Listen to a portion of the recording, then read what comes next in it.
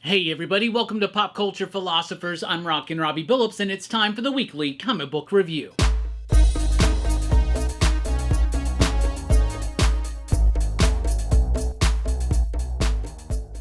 That's right, everybody. Thanks for checking out the video. I am Rockin Robbie Billups. This is the weekly comic book review, and we are a bit late today, and I do apologize for that. But I just got back from New York City last night, had a great time, went and saw Oasis at MetLife Stadium in Jersey, went to Gray's Papaya to get a hot dog, had the best pizza of my life, went and saw a lot of cool sights, went and toured Yankee Stadium, had a great time. We'll be talking about it on a Rockin Robbie Live at some point here on the future, so keep your eyes out for that. But if you want to see some pics, check out the Pop Culture Philosophers Instagram page. However, even though we're late, we're not breaking the streak. We're still delivering the weekly comic book review, the show where I read a lot of comic books and I'll let you know what I thought about them. And we always start with the pick of the week. And this week's pick of the week, White House Robot Romance, issue number 1 from Distillery. This is written by Chip Zdarsky with artwork by Rachel Stott and coloring by Tamara Bonvillain.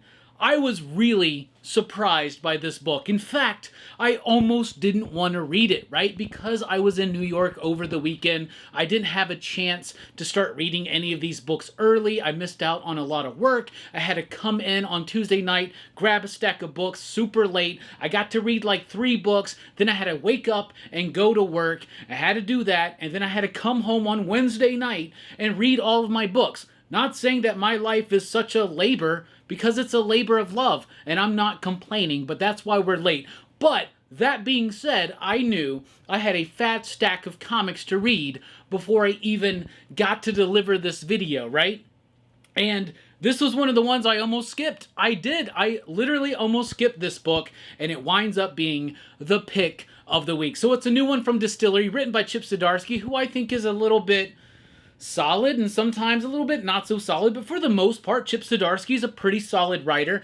Rachel Stott, or Stote, not super familiar with her work, but I like it. I love Tamara Bonvillain's coloring, so I was really sort of excited to check this one out, but once I started reading this book, I got wrapped up into it. It was completely engrossing. It really captivated me, and it held my interest all the way through, and I thought there were nice touches of like, aw kind of moments, if you know what I'm saying. So it is about robot romance at the White House. It's exactly what the title of the book would lead you to believe, but it's done in an exceptional way. So it's a Distillery book, so it of course is delivered in this ultra prestige plus magazine format. The next issue, I believe, is in November, and it involves the White House.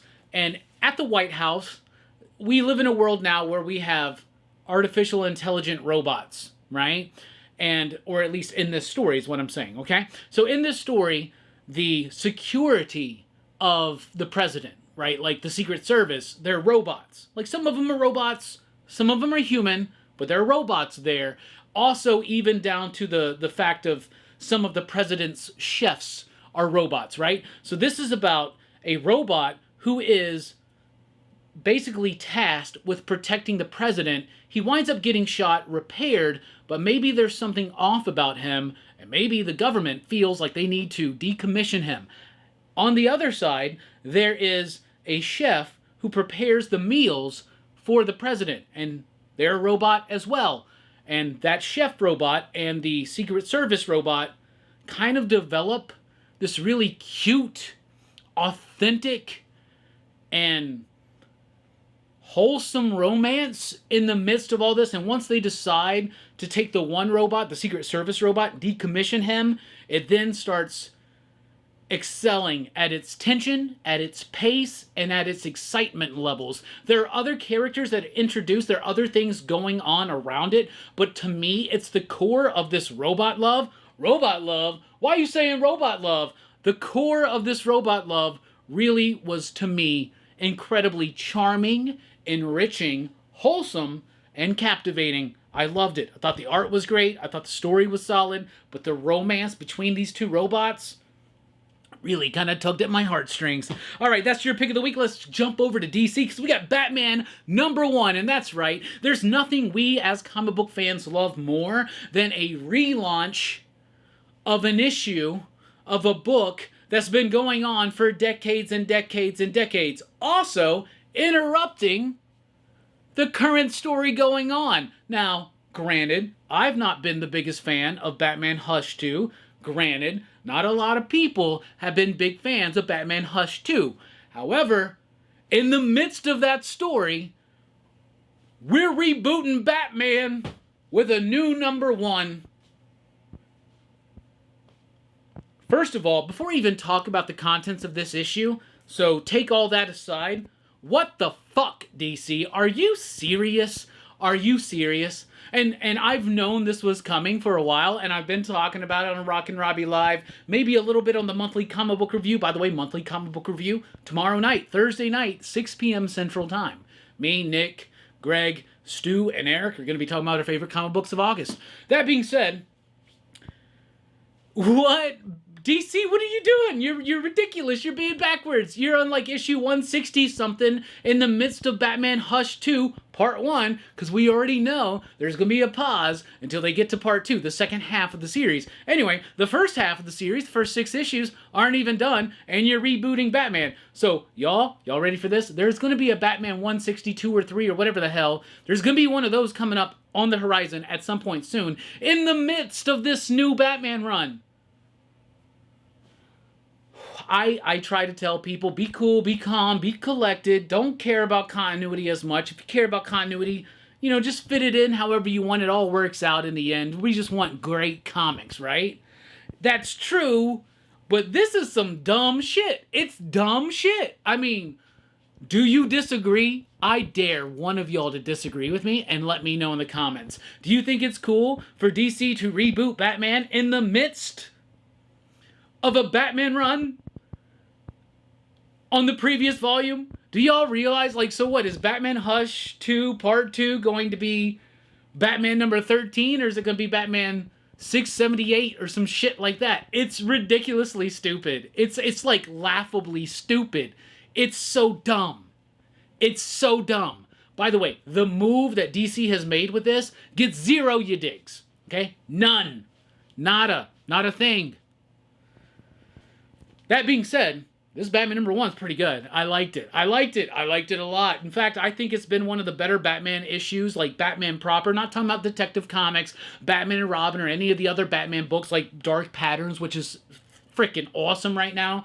But just of the Batman proper mainline book, this is the best issue we've gotten in a long time. Seriously. So it's the start of the run of Matt Fraction. Matt Fraction's been absent from mainstream superhero comics for a while, and I was a little bit nervous at first about Matt Fraction coming on to take Batman, but y'all, I really like this issue. I think the story is good. The new direction, which is based and built on everything that came before, so it's following the Chip Zdarsky run, which is following the James Tynion run, which of course is following the Scott Snyder stuff. All of it is working, and it works very well, and Jorge Jimenez is on the art. And here's another thing. I think Jorge Jimenez is one of DC's best artists. I think it's him and Dan Mora. I think those are the two best mainstream superhero comic book artists to date. Not even just at DC, just period. If you want superhero mainstream comics, Dan Mora, Jorge Jimenez, that's where you got to go, right? So Jorge Jimenez coming in to do another run on Batman. We've seen it. He was there during the Tynion run. He was there during the Zdarsky run. He's here during the Fraction run. And for some reason, it feels different. It feels new. It feels fresh. And that is attributed to the level of talent and execution that Jorge Jimenez has.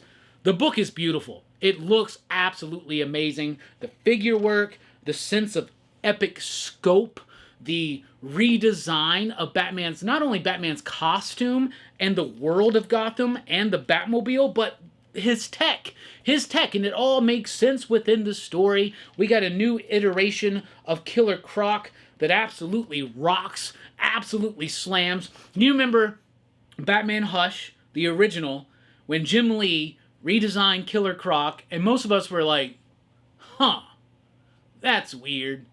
And then they really didn't do anything with it. Here there's a redesign of Killer Croc that makes sense, more so into the story, and also doesn't feel like such a leap. Like a giant crocodile man with a crocodile. That's what that means. That's like a giant crocodile mouth. Anyway, mouth. Not math. Crocodile Math? What the hell is that? I feel like there should be a PCP shirt that says Crocodile Math. I like that. That being said, I really like this issue. I thought it was good. If you have been bored and annoyed with Batman mainline for a while now, like me, you might want to check this out. This is pretty cool. I like it. And you know what, DC? I wouldn't mind if Jeff Loeb and Jim Lee don't finish Hush 2. I really wouldn't care. I'd be cool with it, and I would actually applaud you. I would even applaud you more if they didn't continue Hush 2 and Jim Lee actually finished Frank Miller's All-Star Batman and Robin. But Batman was good. But the whole thing behind it frickin' sucks. All right, then we got Adventures of Superman, Book of L, issue number 1, the start of a new 12-issue series written by Philip Kennedy Johnson with artwork by... Who's the artwork by? Where are the credits? They are Scott Godlewski. The art's fine. It's decent. It's big. It's epic. It's boisterous. It's cool. It's fine. It was just kind of okay at the same time, right? So this is a direct follow-up to Philip Kennedy Johnson's work on Superman before, which was the War World Saga, which I liked, but I felt like it went on maybe a little bit too long, right? That being said, I did overall enjoy it, and now we're getting back to it. But I think the problem lies here. Most of us are like, the War World Saga went on too long, but it's okay, because it's actually a pretty decent story. Gladiator, Superman in War World, facing Mongol, these new kids, all this kind of stuff. And there was a lot of setup left for the writers to come after.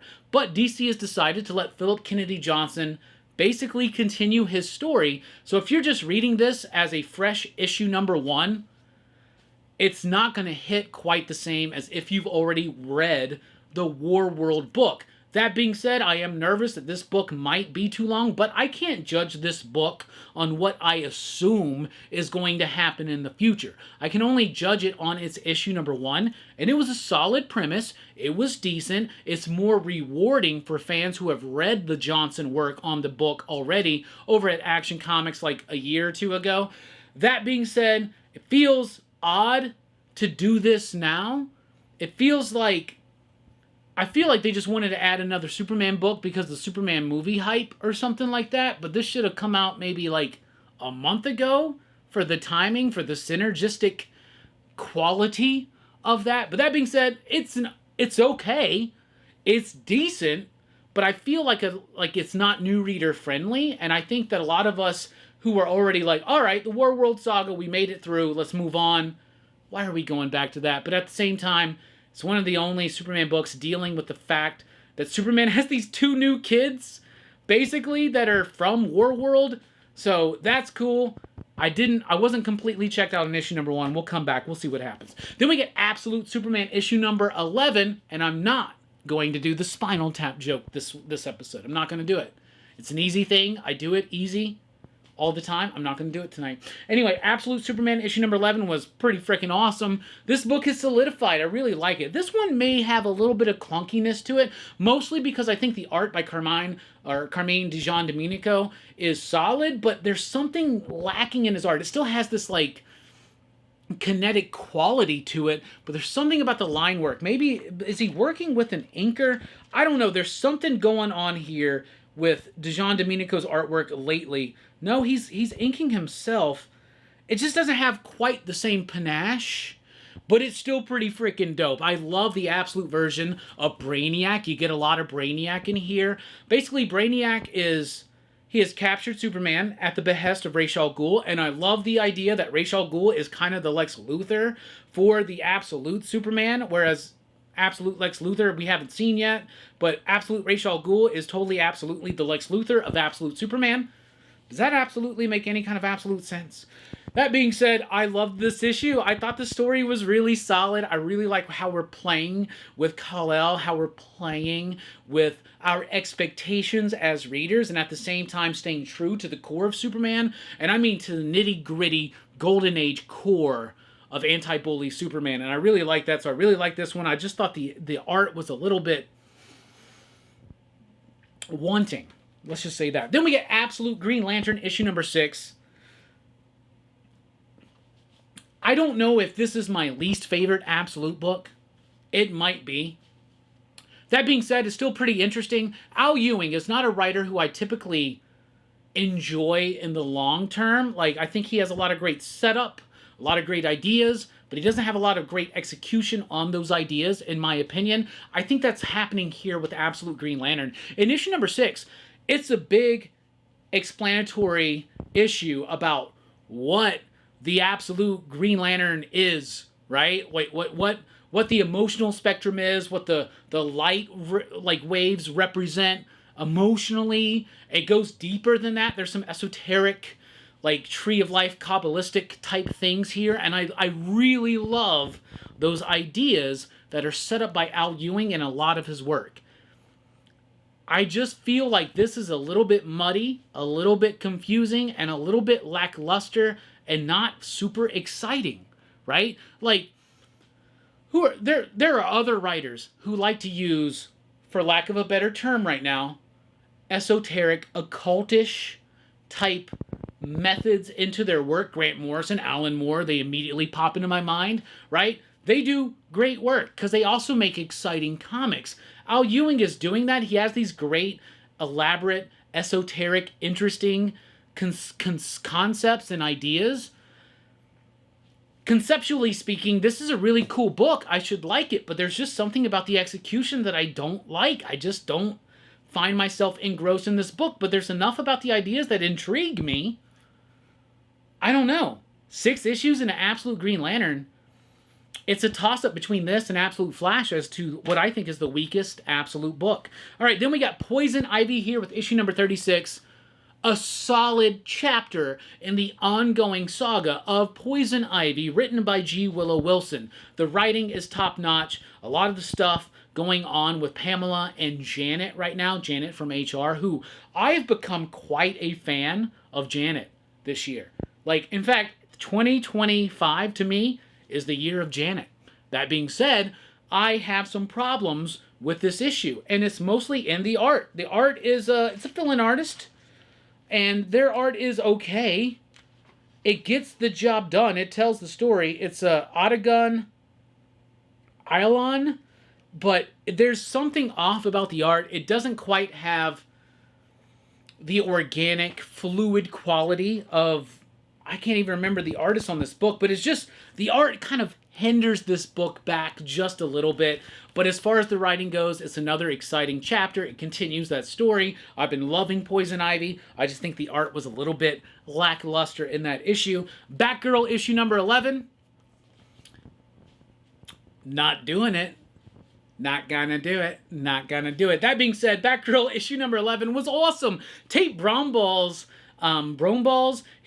Tate's iteration of Cassandra Cain's book is awesome. I love it. Really going into the family dynamic. So we had this whole story that set up Shiva, who is the mother, of course, of Cassandra Cain, aka Batgirl. She dies.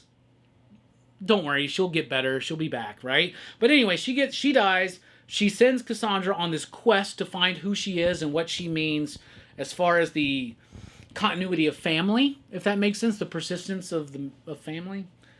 It's a weird thing. You tried to reach for Carl Sagan, you came back with some bullshit. Anyway, that being said, Batgirl issue number 11 was really solid. I really like this book. I think Bromball's doing a solid job. Cassandra has recently found out she's got a brother. She's exploring that dynamic, I guess, a little bit here. It's a lot of setup, a lot of cool art, a lot of cool fighting, a lot of cool dynamic action.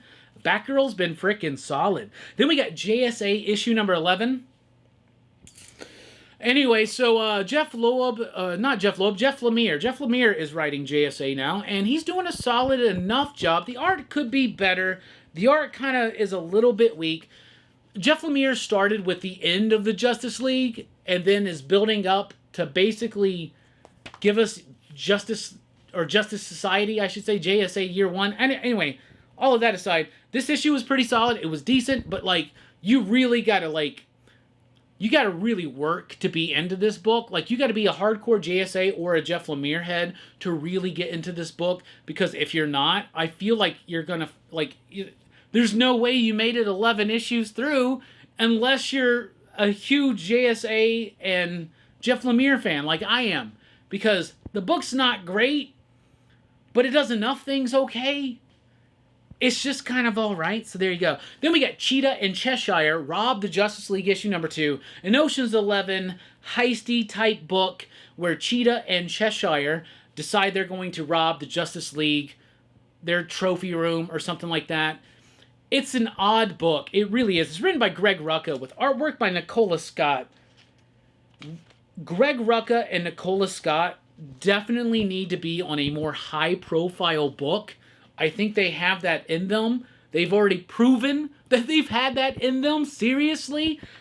But that being said, I'm just not vibing with this book. It's trying to be this like cutesy, charming, fun, witty, kind of quickly paced high story. This is the issue where they start assimilating their crew. You son of a bitch, I'm in. Right? They're doing that moment in the story, but it doesn't land. It doesn't work. Cheetah and Cheshire, it doesn't seem like these characters work, and it also feels like the characters are being manipulated around fitting the concept, or I should say the conceit of this book being like a criminal heist type book. It wants to be something that it's not, and I feel like this team could do better at something bigger, if that makes sense. Then we got Resident Evil. I almost said Resident Evil, Quantum Karma. It's been a long week, y'all. I just got back from New York. By the way, I'm in love with New York. Seriously, anybody want to offer me a job in New York? I'll take it. I like that. Me in that city, peas in a pod, y'all. I love everything about it. The best pizza I've ever had. Great hot dogs. Great food. I like the people. I like the people in New York City. I feel like the people in New York City are just like me. I really love it. Now, I spent most of my time in Manhattan, in the city, which I loved and adored. But I loved riding the subway. I was staying in the Lower East Side, which are the digs of Jack Kirby. I was walking the streets of Kirby all week long. It was awesome. That being said, I almost said Resident Evil. That being said, is that the thing I'm going to say overall, like over and over tonight? We gotta cut that out right now. Don't let me do that. Like, hit the button, shock the shit out of me. Anyway, Resurrection Man, Quantum Karma, issue number 6, the final issue of this Ram V Anand RK series, which I really freaking like. This was a really solid ending, a bit challenging, a bit out there, but if you have the knowledge and understanding of this character, Resurrection Man is a character who dies, and he's an immortal, so he dies and he resurrects with a new power. Cool idea. Dan Abnett, Andy Lanning, Butch Geist. They created this character. R.I.P. Butch Geist. Rest in power. Anyway, that being said...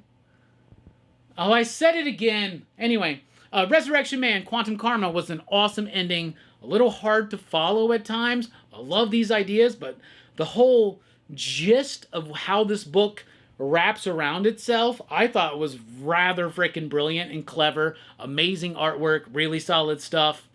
I can't wait to sit down and read it all in one. All right, let's jump over to Marvel. We got Spider-Man 94, issue number 1. This is a new book written by J.M. DeMatteis with artwork by Jim Toe. The art's okay. It's fine. It could be better, but it is trying to mimic the style of the 90s Fox Kids Batman, Spider-Man, it's been a long week, Spider-Man animated series, and I really like that. Like, I love, this brought back so much, like, nostalgic, fun memories for me that I really loved, and I wasn't super plugged into the ending or the last couple of years of that Spider-Man series from Fox in the 90s, so I was a little bit like, what? But I liked it. So it's basically like Moreland and Kane get introduced into that continuity, but it works. I like this cover by Nick Bradshaw. I think it's a pretty solid book. I liked it. If you're a huge fan, if you're an uber nerd fan of that Spider-Man series from the 90s, read this book. If you're not, you can skip this book because you won't like it. I guarantee it. Then we got Imperial War Exiles, issue number 1, the latest in a series of one-shots that are setting up the post-Imperial cosmic universe from Marvel, which they've already kind of spoiled for us. They did this big announcement about all these books, and we knew these books were coming, but they did a big announcement about kind of like how Imperial's going to end and how it like reshifts the cosmic alliances of Marvel, and that was pretty shitty how they kind of like already spoiled some stuff. That being said, out of all these one-shots, we had Planet She-Hulk, we had the Black Panther one, we got a Nova one coming up. This one was the best one so far. It's written by Steve Fox and Jonathan Hickman. It ain't co-written by Jonathan Hickman. He like had the idea. Steve Fox was the writer. Art's pretty solid by Francesco Mana. I liked it. This one deals with the daughter of Ilandra, what's her name? Is it Lilandra? Yeah, the daughter of Lilandra and Xavier, who is Xandra. Yeah, that's her name. Xandra and Deathbird. There's a lot of shit going on right now where the Shi'ar trying to do like a power grab in the Marvel cosmic political scheme and landscape or whatever. But this sets up this new team of exiles, and I liked it. I thought it was cool, and one of the only Imperial one-shot so far, the only Imperial tie-in that I feel actually is plugged into the story and maybe not 100% necessary, but slightly necessary to read in a way. Then we got Doctor Strange issue 450. It's a big celebration of Doctor Strange. I guess he's hit 450 issues. Could have fooled me. That being said, it's mostly a series of miniseries that have led up to this, but it's setting up the next book, I guess, from Derek Landing, because there's a story at the very, very end from Derek Landing and Yvonne Fiorelli that set up the new Doctor Strange thing. But then there's the J. Michael Straczynski story that was decent. I actually liked it. Talking about the personality behind the Cloak of Levitation, that was cool. Then we got a story by Ashley Allen, kind of setting up some of the early tinges of Doctor Strange's Strange Academy, so I liked that. The Haunting of Webster Hall was a Roger Stern, Ron Lim. Felt old school, but didn't really quite fit with today's sensibilities. And then a Christian Ward story that I really liked, and I loved the art. Christian Ward did the writing and the art is amazing, and the story was actually pretty solid. So it's a nice, solid anthology book for Doctor Strange. If you're a hardcore Doctor Strange fan, check it out, but if you're not, this book ain't going to turn you into one. Then we got The Amazing Spider-Man issue number 11. Actually, it's issue number 975. Why? Because these go to 975. Y'all see what I did there? It was all set up for this moment. It's like there's a plan sometimes. There was no plan. That really honestly just happened on the spot. Anyway, the newest issue of Amazing Spider-Man, it was solid. It was cool. It's a big, giant $8 anniversary issue for no reason. There's some backup stories that are just okay, some clever art, some cool cutesy stuff there, some stuff that was just kind of annoying. But two main stories, both written by Joe Kelly, one with artwork from John Romita Jr., one with artwork from Pepe Larraz. In the recent issues, we got this new character, Hellgate. He showed up, kicked Spider-Man's ass, Spider-Man disappeared. Now somebody is posing as Spider-Man, somebody is posing as Peter Parker. The revelations of who is posing as Peter Parker and who is the spider poser are revealed here, and they both kind of make sense. They make a lot of sense. Joe Kelly's doing a great job with this book. I like it. Artistically, the Pepe Larraz stuff is awesome. Introduces a new costume for Spider-Man. I'll just say that. Who are the two Spider-Men? That is revealed here. Interesting stuff. I liked it. It's one of the weaker issues of this series, but I think part of that is because there is something in this Hellgate story that is very disjointing. That is very just kind of like abrupt. So it was an okay issue, but not worth $8. Then we got Moon Knight Fist of Khonshu, issue number 12. Another fantastic issue of Moon Knight. Y'all, Jed MacKay is the Moon Knight writer supreme, in my opinion. He's kept me engaged and interested in this character and Mark Spector's journey for so long, even in the brief time where we thought Moon Knight was dead. Well, we didn't think he was dead. We knew he was dead, but we knew he was coming back. That being said, I really like this book. Super solid. Setting up a new story. Wrecker comes to cash in a favor from Mark Spector from Moon Knight. And it's pretty cool. Also, a nice throwback to that mummy, bird beak, ghost punching Moon Knight from the Warren Ellis run with Declan Shalvey. So I like that. I thought that was a great issue. Uncanny X-Men issue number 20. With artwork by Luciano Vecchio. Artwork is amazing, super solid. We got one of these new kids, one of the outliers. What's his name? Death Dream? I don't think it's Ransom. Ransom. The new character of Ransom. His brother's in danger. He doesn't want to go help him. Wolverine decides to go help him. There's other stuff going on. This feels like a solid X-Men book, and Vecchio's artwork is amazing. I wish that Vecchio would stretch more on Uncanny X-Men, but at the same time, it works. I like the story. It feels classic. It feels old school. And out of all of the ongoing X-Men books, this is still by far my favorite. Though it's not great, it's solid, and it's good. Then we got Ultimate X-Men here with issue number 19. Y'all, Peach Momoko's been building up to this. Everything is really bubbling over right now, right? So you got the X-Men and the Children of the Atom, and you have the epic clash, and Peach Momoko delivers this artistically in an epic fashion. A nice anime sense. Peach Momoko should know what she's doing. She's a Japanese artist working in American comics, but it's really kind of like the best of both worlds. I love this book. I love how different it is, and I applaud that for 19 issues, it's been Peach Momoko writing and illustrating every single issue. I love it. I still need to go back, reread everything leading up to this point. Haven't done that yet, but I read this issue and I loved it. I thought it was thrilling. I thought it was exciting, and I was immediately plugged back in to that feeling of excitement and exhilaration and energy, and I loved it. Let's jump over to Image.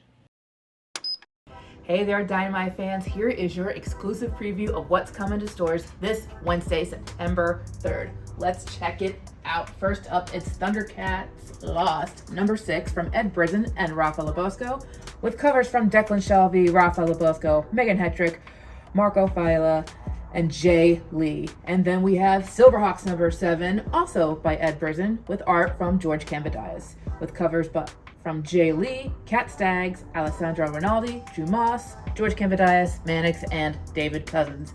And then we have Captain Planet number 4 from David Pepose and Iman Casalos, with covers from Chad Harden, Jay Lee, Christian Ward, and Ben Oliver. And then we have Thundercats and the Powerpuff Girls number 3 from Paulina Ganucheau and Coleman Engel, with covers from Paulina and Coleman and Emilio Piliu, hopefully I said that right, Sowie, Fabio Gallo, and Ken Hazer. They are all fantastic covers, and I hope somebody's collecting them all. So don't forget, they are in stores this Wednesday, September 3rd. So don't forget to check out your local comic book store or dynamite.com. Thanks so much for watching, and we'll see you soon. And from Image Comics, we have Everything Dead and Dying, issue number 1. This is a new one from Tate Bromball, Jacob Phillips, Pip Martin, and Aditya Bidikar. I really liked this book. I thought it was super solid. It almost was the pick of the week until I read that White House robot romance book, but I liked it. It's kind of an interesting, newish take on the zombie fiction, right? That's what it is. So it's about this farmer who's doing his typical farming type stuff. He's got a husband, they've got a kid, life is going good. Then some kind of pandemic hits, and all of a sudden people start getting turned into zombies, including all of the animals. So there's like zombie cows and shit like that here. And everybody who's zombies in this town, they're just repeating their last days. So he's the only one who's immune. So he's the only non-zombie in this world. And he's living with his partner, and he's living with his kid in this cycle, this repeated day, and they're zombies. And it comes across very tragic, very sad, very interesting. Jacob Phillips, it does an amazing job with the mood of the book.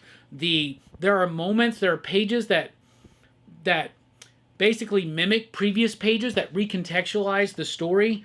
I probably spoiled it a little bit too much, but I really liked this book, and it led to an interesting ending that immediately hooked me in to issue number 2. So this was an issue number 1 that was delivered great because it was a familiar premise, zombie fiction. It had an interesting way to go about it, and it delivered it in such an interesting way, and it also ended with a cliffhanger that made me really want to come back for issue number 2. This is your sleeper hit of the week, and I'm also giving it the cover of the week right there from Jacob Phillips, of course. Then we got Maria Lovett's Artificial, issue number 1. Maria Lovett does these like erotic stories that are interesting and they're cool, and this is the first issue, or this is one of her better first issues, I think. And I like her work enough, but I usually kind of fall out of these stories. But this is about a world in which there are sex robots, but they are sex robots in which you have a subscription to, and you can have a romantic date and sexual encounter with this robot, with this AI program. It's about a woman.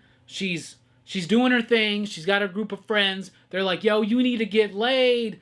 And so she resorts to this. It's a lot of setup, not a lot of payoff. In fact, there's very, very little payoff in this book. So as in issue number 1, it ended and you're just like, yo, that's the ending. I need a little bit more. But other than that, it was actually pretty solid. I liked it. Then we got Clover, issue number 1. This is actually a one-shot comic from Image. It's written by Karen Gillan with artwork by Steve Lieber. Love the artwork. The story was just kind of okay, though.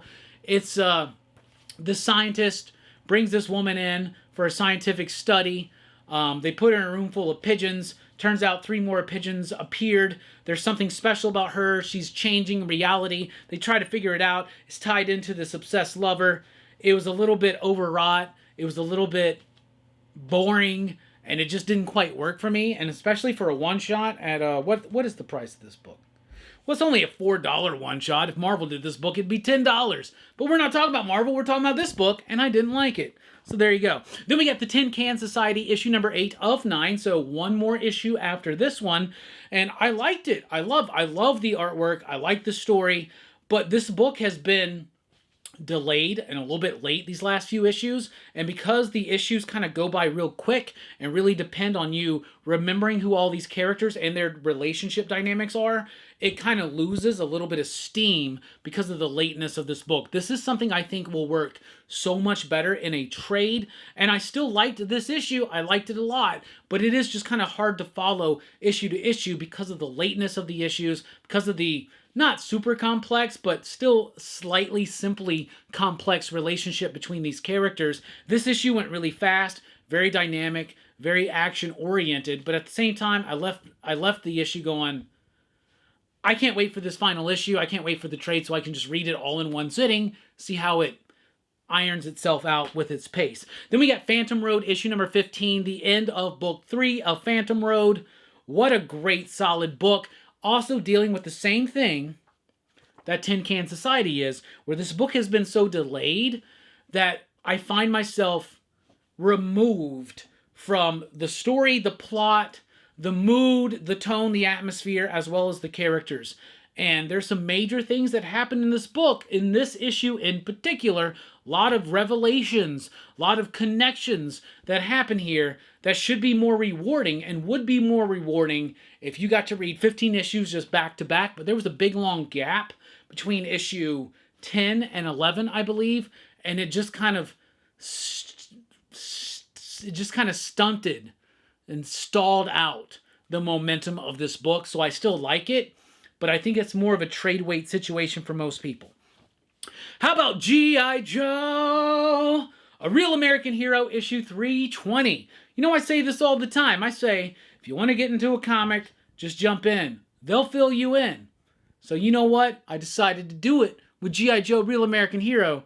You know who you are. This one's for you, dog. That being said,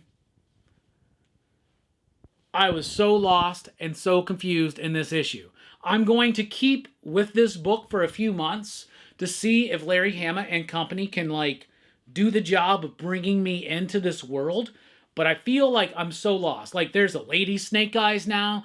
She and Snake Eyes proper and Storm Shadow and somebody out there, like, running around doing things. There's other stuff going on Cobra Island. I felt like I was thrown into the middle of the story. That's what happens when you jump into long-form comic book superhero-y mainstream storytelling like this. I like the artwork by Paul Pelletier. I think he's a solid artist, but I felt lost. There wasn't a moment in this book where I was like, that's badass and that was cool. It really left me like going, huh? And I know I say just jump into a comic book. Comic books that do what they should do catch you up. This one didn't, but I'm not faulting the book for that, because I feel like I may have jumped in at the wrong time. So I will be here for 321. I will be here for 322. I will be here for 323. Because if you want me to read a book, just let me know, and I'll definitely check it out. That being said, this isn't new reader friendly. I'll tell you that for sure. Then we got The Adventures of Lumen N, issue number 1 from Dark Horse Comics, written by James Robinson with artwork by Phil Hester.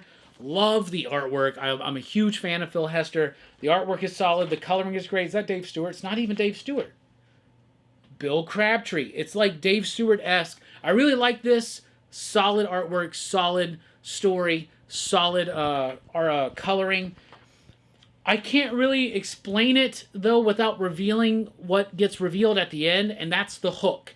This is the descendant of a very famous literary character. And that gets revealed.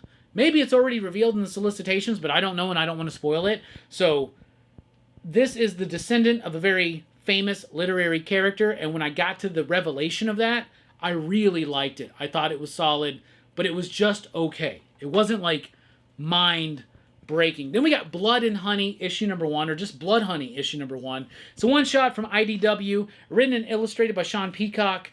I kind of rather liked this book. It wasn't super awesome, but it wasn't bad at all. It wasn't boring. It was interesting. So it's